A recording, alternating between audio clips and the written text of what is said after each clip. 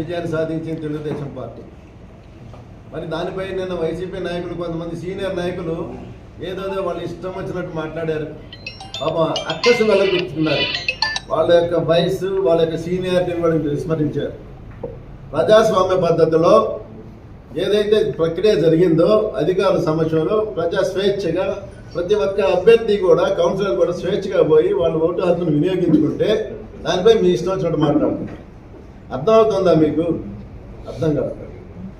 మీకున్నటువంటి 18 మందిలో 2/3 12 మంది యువతలకు వచ్చారు, స్వతంత్ర అభ్యర్థులుగా పోయారు. మేము ఓటు వేస్తున్నా ఉన్నారు. వాళ్ళు ప్రజలతో మాట్లాడారు. అన్న అభివృద్ధి జరగాలి, మన ఈ జరిగిపోయిన 3 సంవత్సరాలు కూడా నిర్ణీతం అయిపోయింది, అభివృద్ధి జరగలేదు, ఎక్కడ గుంటలు అక్కడే ఉన్నాయి, ఎక్కడ డ్రైనేజ్ వ్యవస్థ అక్కడే ఉంది, బుజ్జెడ్డి వాళ్ళ ప్రధానంగా నగర మున్సిపాలిటీ డ్రైనేజ్ వ్యవస్థ చిన్నభిన్నంగా ఉంది. ప్రజలు స్వచ్ఛందంగా అవడాన్ని నెడుతున్నారు. ఎందుకయ్యా మీరు ఇక్కడ ఏం చేస్తారు? వైసీపీలో కూర్చొని అధికార పక్షం వైపు పోయి కార్యాలయం గ్రామ అభివృద్ధికి సహకరించండి అని ప్రజలను నెట్టితే అనేక సార్లు మా ముందు పబ్లిక్గా జరుగుతుంది. ఈరోజు చర్చ గ్రామానికి మహర్దశ పట్టింది, ఈ నగర పంచాయతీ మహర్దశ పట్టింది. ఇప్పుడు దాకా వైషమ్యాలు పోయాయి. ఈ వైషమ్యాలతో అభివృద్ధి శూన్యమైపోయింది.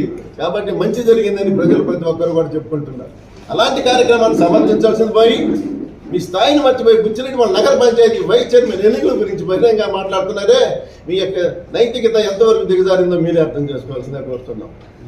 ఒక ఆయన ఇద్దరు మాట్లాడుతుంటే పార్టీ మారని ఇంకొక ఆయనకి ముఖం చోట పట్టిపోయి ముఖం తుడుచుకుంటున్నారు. ఈ నాయకులు, మీ పక్కన ఉన్న నాయకులు, అది మీరు గమనించుకోండి. మీ పక్కన కూర్చున్న వ్యక్తి ఏం చేశాడు ఆయన గురించి కూడా మీరు మాట్లాడినట్టే ఉంది, కానీ మమ్మల్ని గురించి మాట్లాడినట్లేదు.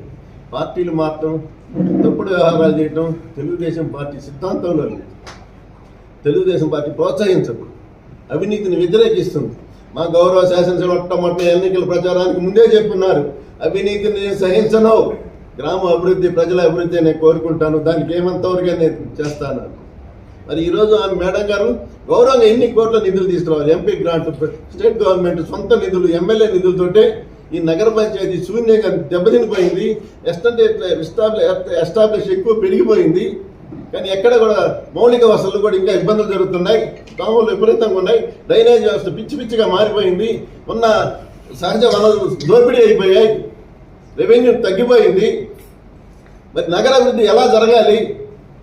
అందరూ కలిసి సమిష్టిగా పనిచేస్తేనే మన నగర అభివృద్ధి జరుగుతుందని ఆమె ఎన్నో రకాల ఆలోచన చేసి ఈ నగర పంచాయతీని రాష్ట్రంలో అభ్యున్నత స్థాయిలో మొదటి స్థానంలో తీసుకురావాలని అనేక ఆలోచన చేసి అనేక మంత్రాలు చెప్పి నగర అభివృద్ధి చేస్తుంటే ఆమెకు అవసరం. మా మేడం గారికి వైస్ చైర్మన్ వల్ల నష్టం ఏం జరుగుతుంది?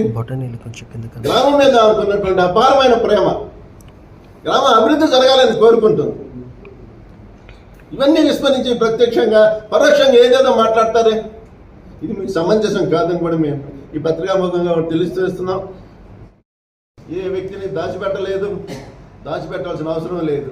మా వెనక వస్తున్నారు, అమ్మ మమ్మల్ని తీసుకోండి, గ్రామ అభివృద్ధికి మీతోటి మేము సహకరిస్తామంటున్నారు. ఎమ్మెల్యే గారు స్వేచ్ఛగా, ఎమ్మెల్యే గారు మీతోటి మేము వస్తాం స్వేచ్ఛగా వస్తుంటే మేమేదో క్యాంపెయిన్లు పెట్టాం. ఎందుకు క్యాంపెయిన్లు? ఏం మునిగిపోతుందని క్యాంపెయిన్లు పెట్టాలి? ఏం అవినీతి ఉందని, ఇక్కడ ఏం పోకరించుకుని పోయారని అంతా తోచేసుకున్నారు మీరు. ఇక్కడ ఏముంది తినాలి? ఇంకెవరు తినాలి? తినేదానికి ఏం లేదు.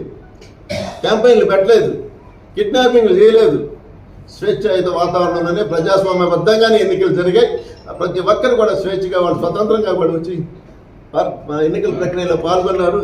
కాబట్టి వీటన్నింటినీ కూడా అవినీతి పరులు మాట్లాడే మాటలు జాగ్రత్తగా ఆలోచించి మాట్లాడమని కోరుతున్నాం. మా ప్రశాంత్ రెడ్డి మేడం గారు మళ్ళీ కూడా చెప్తున్నారు, ఈ గ్రామాభివృద్ధి కోసం ఎంతైనా సహకరిస్తాము. మరి ప్రజల్లో వాళ్ళకి అభిమానం, ఆదరణ పెరుగుతుంది. మరలా కూడా ప్రశాంత్ రెడ్డి గారు ఇక్కడ శాసనసభ్యులుగా ఎన్నికవుతారు కూడా.